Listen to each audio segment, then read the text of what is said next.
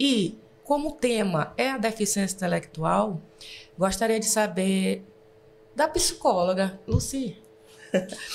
Quando nós recebemos o diagnóstico, né, da síndrome de Down, geralmente aos pais, né, é encaminhado para que se dirija ao psicólogo. Você, sendo psicóloga, quais são as orientações que você nos dá? Ou seja, dá aos pais, né, e, consequentemente, aos professores das escolas? Então, o ideal para o diagnóstico, né, que é algo muito, é a busca, a procura dos pais, e isso é frequente, os pais buscando essa identificação inicial. O ideal é ser feita por um profissional da psicologia, ou um psiquiatra, ou um neuropsicólogo, né? Inclusive a equipe, para ser mais preciso o diagnóstico, é fundamental, né, que seja uma equipe multidisciplinar, para que cada profissional que tenha o seu olhar, né, e interaja, né? Por isso que chama interdisciplinar, porque todos esses profissionais, como o psicólogo, o fonoaudiólogo, o terapeuta ocupacional, que é importantíssimo, o trabalho lindíssimo, o trabalho deles, que muita gente não sabe o que um terapeuta ocupacional faz, mas toda essa equipe em conjunto, o diagnóstico se torna mais preciso e mais, digamos que mais eficaz, né? Tanto na identificação das características iniciais, né? Que é importante ressaltar que o déficit intelectual, não só buscar ajuda, esse diagnóstico depois dos 18 anos, porque começa bem cedo. A gente tem relatos de pais na clínica que eu acompanho, como eu falei, na triagem, que chegaram na clínica buscando esse atendimento com a criança bebê ainda, né? 1 ano de idade, que é uma dúvida quando buscar essa ajuda, e os primeiros sinais foi a cabecinha, né, a coordenação motora, né, o déficit em várias áreas, né, em funções do desenvolvimento nessa primeira fase, que é um marco, né, e a gente já indicou esse atendimento para o psicólogo, que é o que faz o encaminhamento na clínica para o psiquiatra, e toda a equipe acompanha essa criança. E aí é feito toda uma análise avaliativa, anamnese, e aí é onde tudo começa e essa família começa a seguir essa nova rotina, esse novo desafio. Doutor Luciano Lobão, quando a mãe lhe procura, ela vai à procura de uma esperança. Mas você, sendo médico, o que você tem a dizer para essas mães quando você tem que dar o diagnóstico real? Porque, clinicamente, estamos falando de um diagnóstico clínico, né? Que muitas das vezes são feitos exames mesmo, né? A minha filha fez eletroencefalograma, fez vários testes, e da parte para analisar essa parte cerebral. Foi constatado que ela tem um pequeno... como é que eu posso dizer, uma pequena alteração no córtex. Sim. Tem uma pequena alteração no córtex, né? Então, como esse momento para você ter que dar essa notícia e confirmar, tá? Porque quando o médico confirma, o que você nos orienta? Porque é um momento assim que eu posso dizer como mãe, não muito fácil. Que a gente vai na esperança de ouvir do médico, não tem nada, né? Não tem nenhuma deficiência, né? Mas quando a gente vai ao médico, o médico diz e a gente tem que encarar.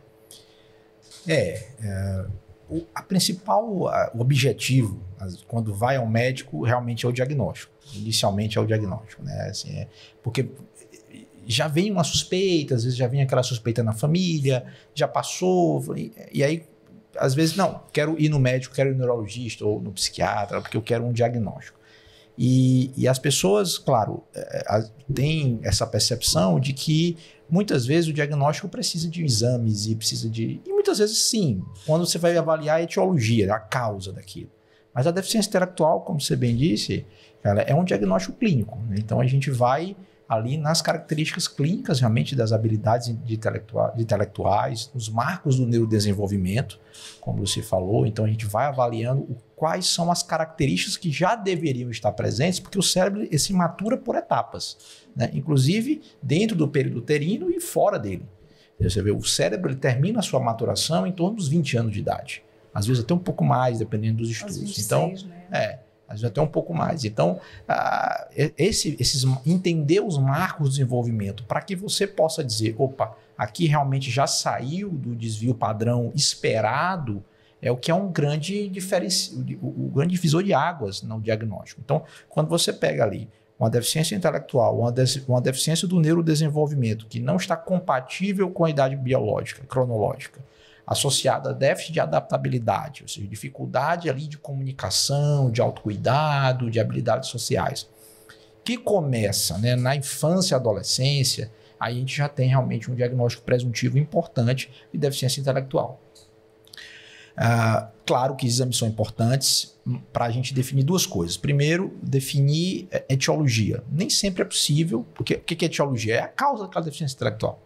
Entendeu? Então, assim, às vezes a gente consegue identificar uma causa, uma trissomia do 21, um outro tipo de aneuploidia, um déficit cromossômico, infecções, entendeu? Infecções do período neonatal, na gravidez, anóxia perinatal, que infelizmente ainda nós temos um diagnóstico muito frequente disso, que são más condições de parto. Na grande maioria das vezes, gestantes que não tiveram a oportunidade de ser melhor atendidas, melhor assistidas, tanto na sua gestação quanto no momento do parto. Então, pra você ter uma ideia, os índices estatísticos de deficiência intelectual são alarmantes quando você compara, por exemplo, os índices no Brasil, no Nordeste brasileiro, comparando com índices internacionais. A estatística mostra que isso gira em torno de 1%, 1,2% no mundo. Quando você vem para cá, você chega a 10%, 7% no Maranhão, nas últimas estatísticas do IBGE. Quer dizer, é muita coisa, né? Assim, é muito paciente que poderia ter sido evitado. É claro que nós já identificamos mais de 1000 tipos genéticos que podem levar a algum tipo de deficiência intelectual, e isso às vezes é uma coisa totalmente aleatória, não tem muito o que se fazer ainda, né? Porque a terapia gênica ainda não está muito presente no nosso dia a dia, mas grande parte dessas deficiências intelectuais vem de más condições sociais, ambientais, socioeconômicas, que infelizmente ainda é a marca da nossa população de uma forma geral, né? E com certeza, eu sou um médico muito otimista. Assim, eu sempre tenho essa percepção, e não é por questões pessoais, não. É porque quanto mais você estuda o cérebro, mais otimista você fica.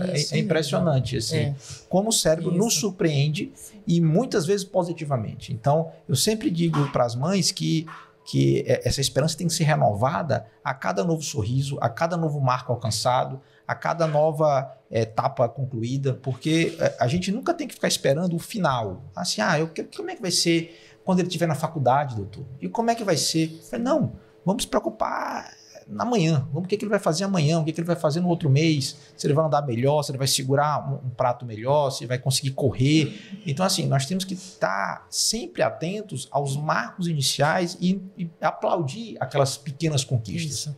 Porque aquilo é que vai dar motivação, energia e foco, esperança para todo mundo, não só para o paciente, mas para a família inteira. Continuar investindo, porque é um caminho longo, você sabe, mas é um caminho de muitas felicidades também. Quando a gente avalia as expectativas, recalcula as expectativas, coloca aquilo dentro da sua perspectiva de vida e começa a vibrar pelas conquistas, você vai chegar aos 20 anos, aos 30 anos, muito melhor do que você esperava que chegasse.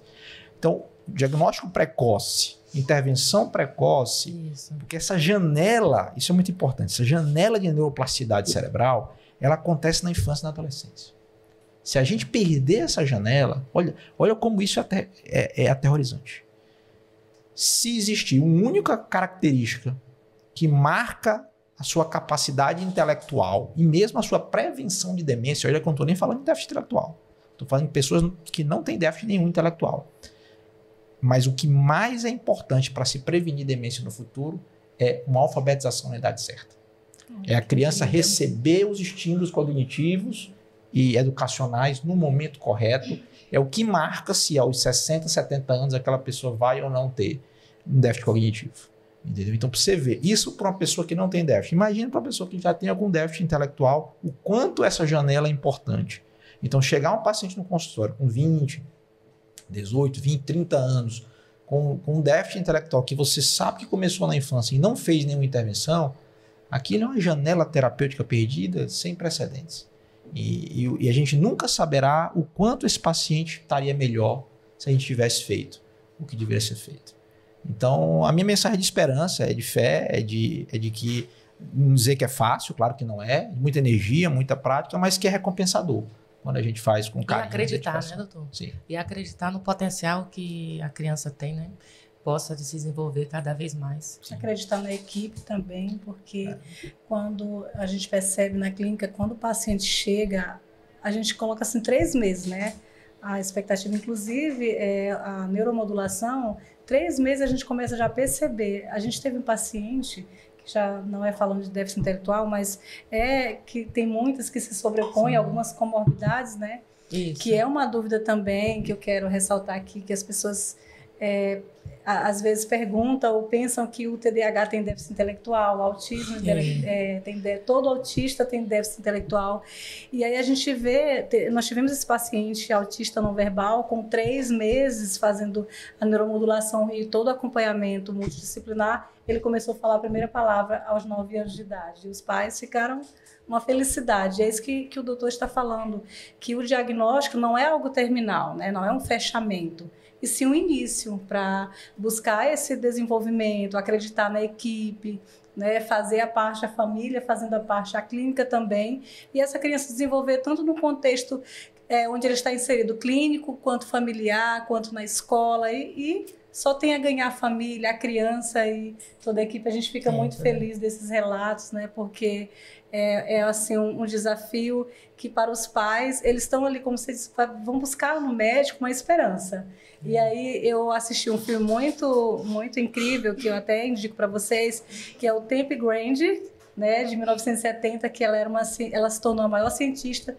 E quando o médico deu o diagnóstico para ele falou que ela tinha esquizofrenia e autismo, e aí ela disse, doutor, o quê? Ela não conseguiu, acho que aceitar, entender, assimilar.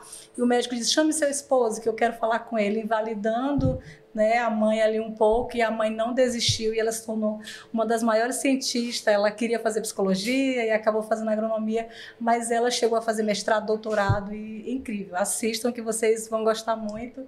Tempe Grande, eu não sei onde assistir, eu sei que a minha filha encontrou o filme e assisti, e é incrível. Na Netflix não tem, mas vocês procurar, vocês encontram em outro canal. E é incrível porque é sobre aprendizagem, inclusive escolar, né? Acadêmica, tem toda a história dela desde a infância e é incrível. Eu como mãe, né? O diagnóstico não é fácil? Não é fácil. Não é fácil. É desesperador até, né? Quando não sabe. Mas quando a gente fala a questão do cérebro, né?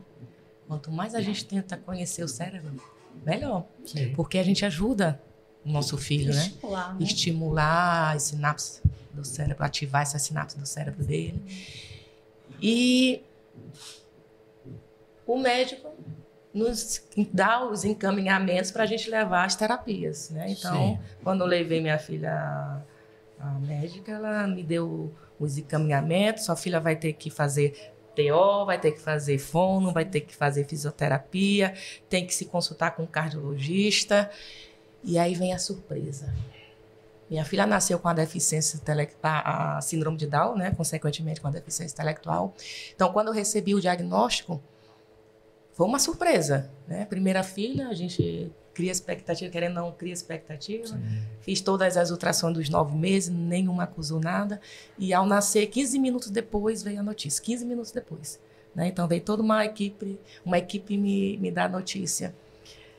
Em seguida, nos encaminha a geneticista, que faz, né, a primeira análise clínica e tal. E quando a gente olha, né, que eu lembro muito bem que tinha, por sinal, uma psicóloga também na equipe para dar notícia. Ela dizia assim, você tá vendo? Não é linda sua filha? Sim. Olha o cabelo, olha os olhos.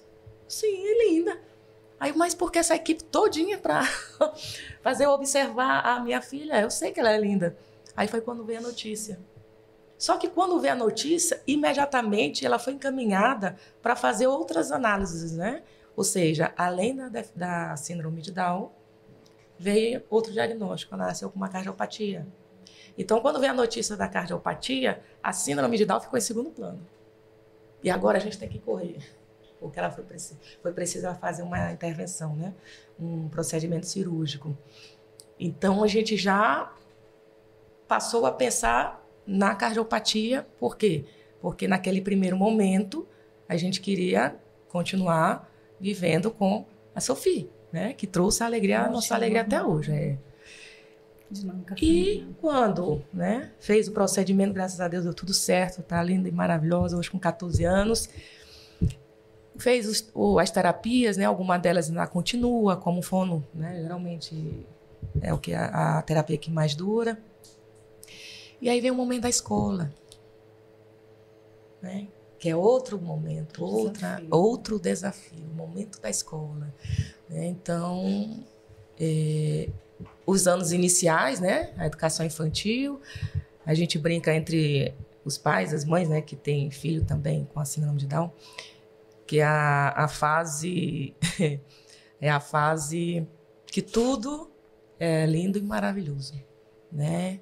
Mas quando chega na parte da escola, quando a criança já começa a desenvolver, né, começa a desenvolver a escrita, a leitura, pequenos gestos, pequenas ações, ela já apresenta as limitações, né? E aí entra a questão da escola e a gente procura equipe multidisciplinar. Então, a procura da equipe multidisciplinar, Luísa, você que faz parte de uma equipe multidisciplinar, o que você faz nesse momento? O que você diz para nós, mães, pais? Essa fala de vocês, né, muito na linha clínica, né, muito na linha do diagnóstico, ela é importante para nós na escola, mas ela não é de maior importância. Já começa a nossa diferença por aí. Então, para nós, o diagnóstico é apenas um detalhe em todo o processo. Na verdade, muitos dos nossos alunos chegam sem diagnóstico.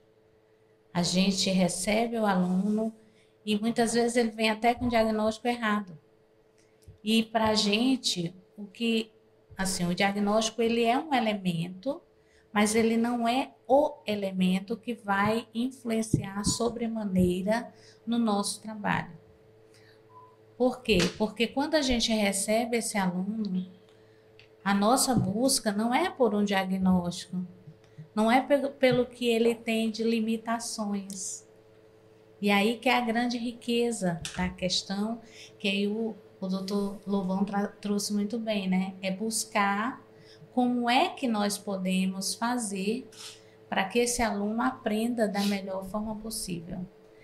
E aí a gente vai buscar as potencialidades e não as limitações.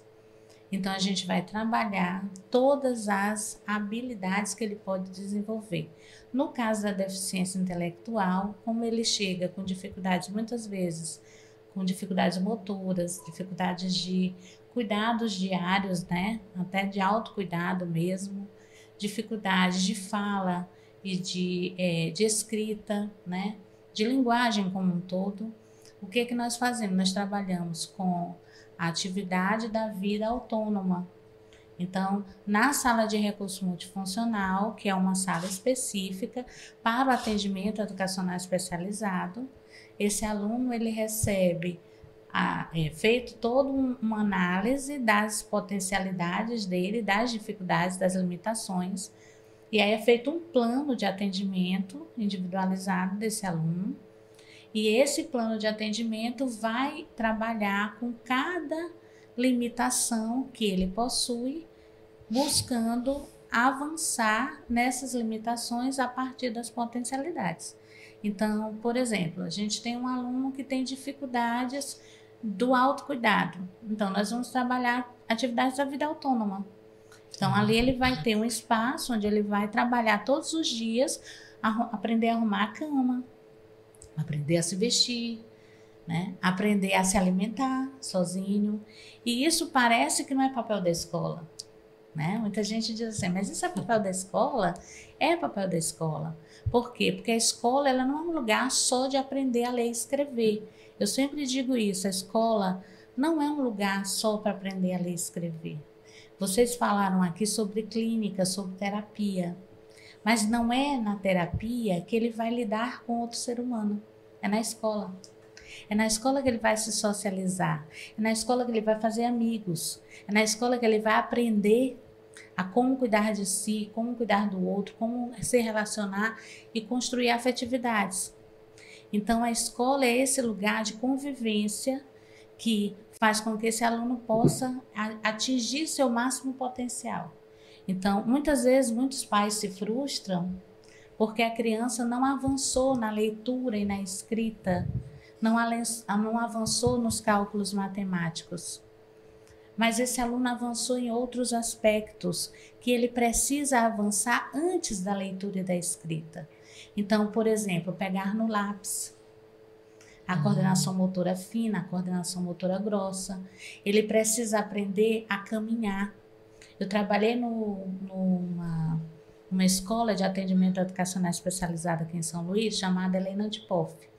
E no Helena de Poff nós recebíamos adolescentes com deficiência intelectual e com síndrome de Down. Sim.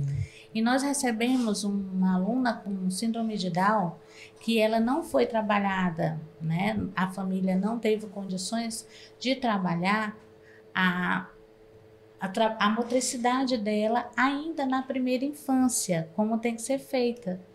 Porque com a síndrome de Down você trabalha a motricidade desde bebê, para que ele ganhe tônus muscular, para que ele possa caminhar melhor. E essa adolescente chegou para a gente tendo dificuldade de equilíbrio para caminhar, porque não foi trabalhado isso lá na estimulação precoce, que é necessário para a síndrome de Down. E aí o que nós fizemos com uma adolescente que tinha dificuldade de caminhar? Nós trabalhávamos a coordenação motora dela. Então ela tinha oficinas para aprender a caminhar de forma reta, né? E em linha reta. Sim. Na adolescência. Então, existem coisas que às vezes precedem a leitura e a escrita para dar autonomia àquele indivíduo. E aí a leitura e a escrita, às vezes os pais pensam, isso está em segundo plano.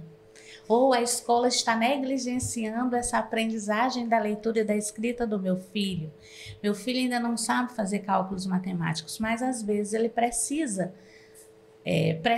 de outros atendimentos até ele ganhar essa autonomia para a leitura e a escrita. E a gente tem essa preocupação de não fazer um atendimento e depois outro.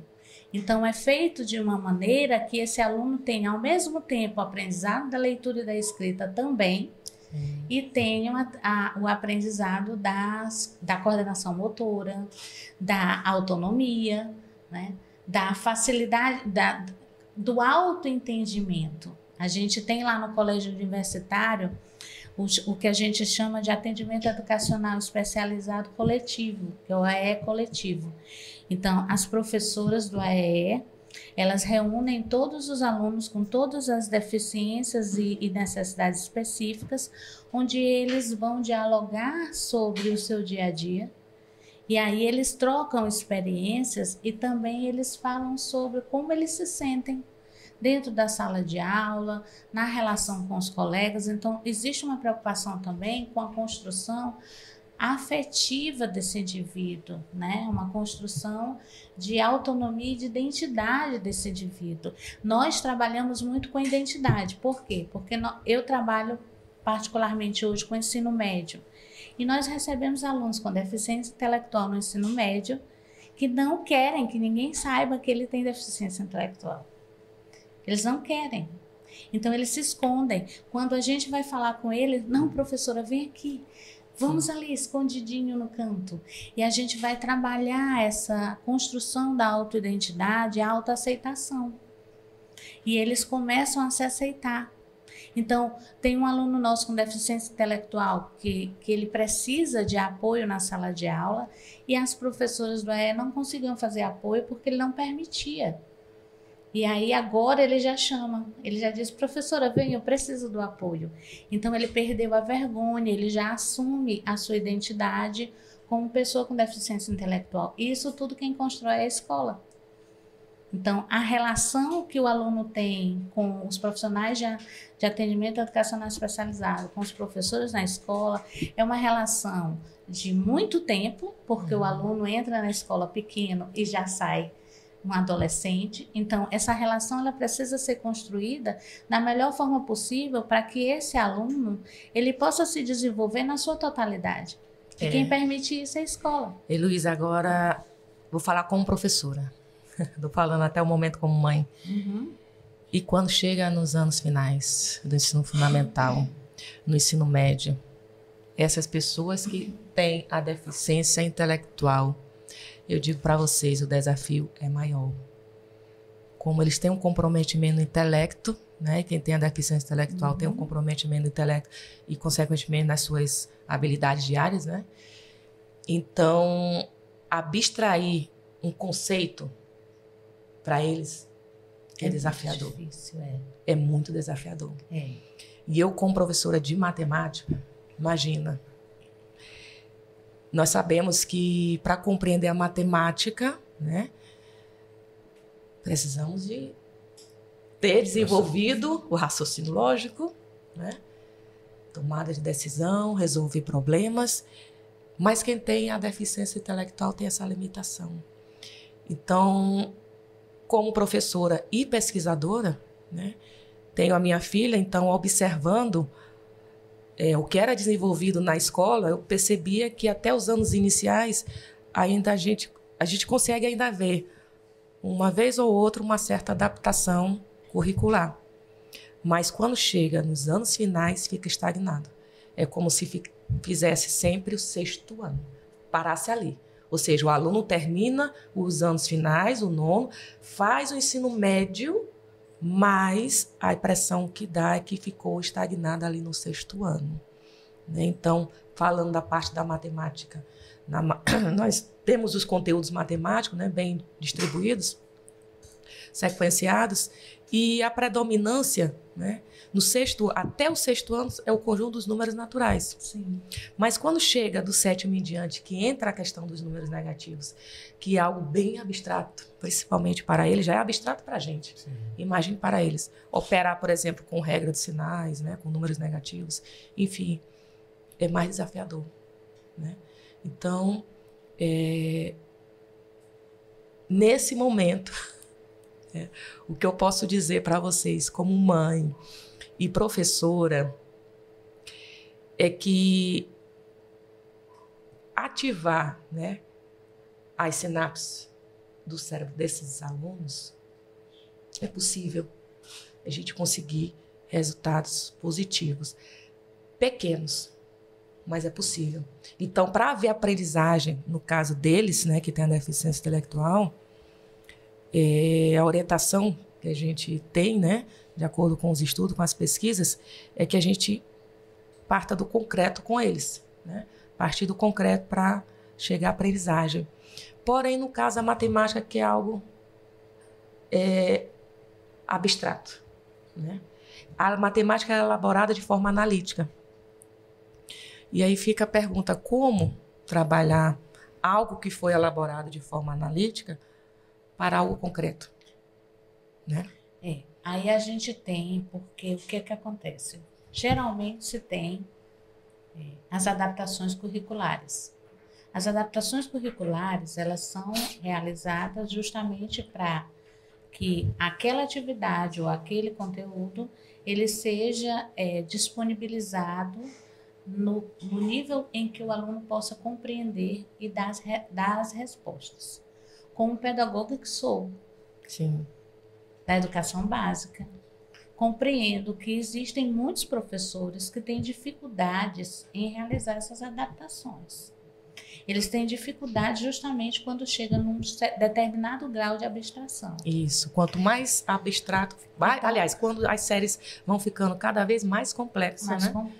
A abstração, quanto mais alto o nível de complexidade, mais difícil é fazer essa a adaptação do conteúdo, porque existem adaptações curriculares que são adaptações de atividades e adaptações de conteúdos. Isso. Quando a gente fala em adaptação de conteúdo, essa é uma dificuldade que realmente nossos professores têm. eles têm essa dificuldade, eles trazem essas demandas, né? Dessas dificuldades que são pertinentes. E aí é importante realmente, como eu já até conversei com a professora Kaila, de que a gente tenha materiais que possam auxiliar esse professor na sala de ensino regular, porque nem todas as adaptações, elas são possíveis de serem realizadas na sala de recurso multifuncional. Não é essa a função da sala de recurso. Muitos professores entendem que a sala de recurso é o espaço da adaptação curricular, e não é. A adaptação curricular ela deve acontecer obrigatoriamente na sala de aula regular. Então, o aluno ele tem que frequentar a sala do ensino regular, e é no ensino regular que ele deve aprender o conteúdo. A sala de recurso multifuncional serve como suporte e apoio para que esse aluno possa desenvolver outras habilidades necessárias à aprendizagem na sala de aula. E aí é por isso que a adaptação curricular é importantíssima. É importante que sejam feitas pesquisas nessa área, para que o professor possa ter esse suporte. E é importante um momento como esse, para a gente tirar dúvidas, ter conhecimento, ter informação, obter essas informações para saber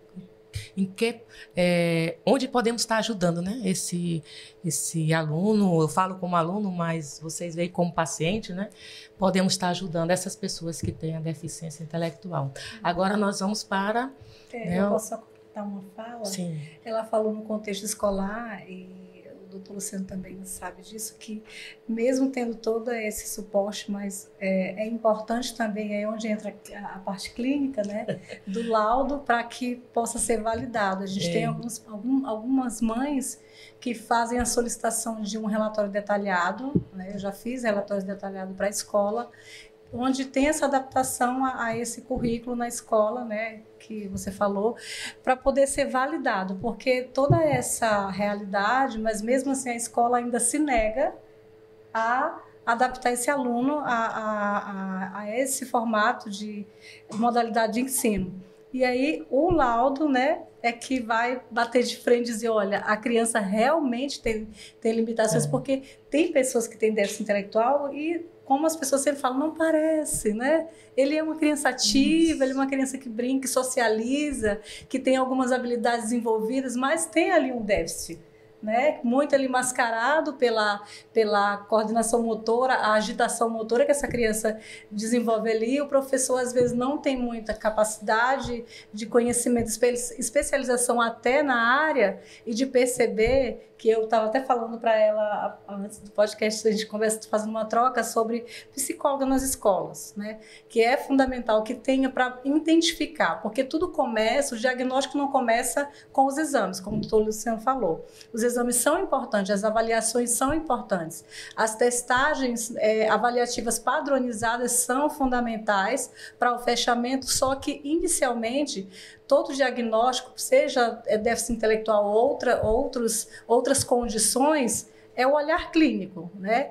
A identificação, a anamnese com os pais, para fazer esse levantamento de dados, de onde começou, né? Quais as áreas que a criança não desenvolveu, e aí é onde tudo começa. Então, a escola, às vezes, ainda se recusa a essa adaptação, e aí o laudo médico é onde vai confrontar a escola para que essa adaptação realmente aconteça na prática, essa inclusão aconteça na prática, que a gente ainda é uma perspectiva de futuro, né? Que isso avance, que os profissionais se especializem, né, nas escolas. E outro ponto que eu queria colocar é que você falou que essa criança vai desenvolver toda essa forma de andar, desenvolver a coordenação motora, de socializar, de afetividade. Na clínica, a TO, a terapeuta ocupacional, ela tem esse papel. As crianças também fazem esse trabalho com ela, né, de andar na reta, né, todo esse alinhamento que a criança precisa, desenvolve também algumas habilidades nas atividades que também tem outro papel, que é de sensibilizar essa criança. A gente tem pacientes que não sabia vestir a camisa quando chegou na clínica, não sabia amarrar o cadastro, e ela vai fazendo essa dessensibilização. E com relação à neuromodulação, que eu falei que é uma terapia, né, muito evolutiva aí, que integra essa equipe, a gente usa uma touca, né, com os eletrodos para fazer essa neuromodulação, que é um estímulo em cada parte do cérebro, em todos os córtex, Neuronics, que tanto estimula quanto inibe, né, as partes que precisam ser inibidas no cérebro, que auxilia nesse desenvolvimento, né, nesse tratamento. E aí a gente faz a touca com as crianças, uma touca de natação, para dessensibilizar. Então tem todo esse trabalho também afetivo, né, esse feedback com o pai, com a mãe, com a família, esse laço de clínica e família e escola que é importante, para que na escola, passando por esse tratamento na clínica, orientando os pais na escola, ele já tenha também um desenvolvimento, né? Um progresso nas suas atividades curriculares.